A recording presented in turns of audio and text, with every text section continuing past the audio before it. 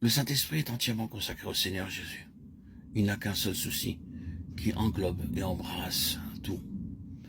Il concentre toute son attention et toutes ses ressources sur le Seigneur Jésus, pour le rendre glorieux, et cela dans les croyants. Comme nous le savons, le Seigneur Jésus a dit « Il me glorifiera ». Jean 16, 14. C'est là son œuvre. Peut-être est-ce une chose trop familière pour provoquer la moindre sensation, mais je trouve beaucoup de réconfort pour mon cœur à chaque nouvelle contemplation du fait que le grand avènement du Saint-Esprit a été centré sur cette seule réalité et résumé dans cette unique chose. L'accomplissement en vous et en moi, c'est-à-dire dans l'Église, de tout ce que le Seigneur Jésus a été et a fait en tant que Fils de l'homme. Cela donne une base de confiance dans la prière, une base d'assurance de l'espérance. C'est ainsi que le Saint-Esprit s'est engagé dans cette dispensation. Ce fut le fardeau même de notre Seigneur pendant ces dernières années tellement remplies avec ses disciples. Il cessa son ministère public, se retira de la proximité des multitudes et se livra avec une attention soutenue à ses disciples pendant de nombreuses heures avant la fin. Et si vous considérez ces jours et ces heures de la fin tellement chargés de cette instruction, de cet enseignement, de ce soulagement de son cœur, vous remarquerez que son fardeau à ce moment-là sera porté tout entier au jour qui venait. En ce jour-là, disait-il, en ce jour-là était celui du Saint-Esprit, quand il sera venu.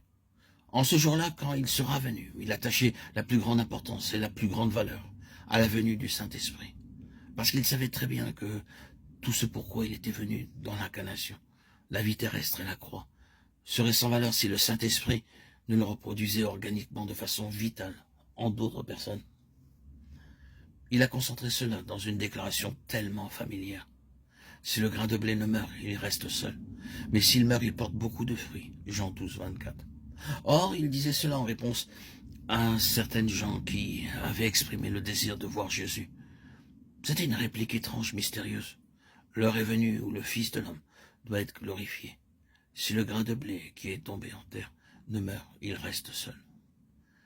À coup sûr, sa pensée était, bien que vous demandiez avec sérieux, bien que vous cherchiez avec ardeur, comme jamais vous l'avez fait, vous ne verrez point le Fils de l'homme glorifié, si ce n'est dans sa reproduction, en d'autres personnes, comme le blé qui se reproduit. C'est là que vous me verrez, c'est là que vous verrez ma gloire. C'est dans un certain sens, il n'y a pas de vision du Fils de l'homme, du glorieux Fils de l'homme, si ce n'est dans l'Église, dans les croyants. Hélas, quelle misérable démonstration n'en avons-nous pas faite. Mais c'est là sa voie. Je dis qu'il a passé ses heures et ses jours à concentrer l'attention sur ceci. La nécessité pour tout ce que je suis venu représenter et faire, c'est que le Saint-Esprit vienne.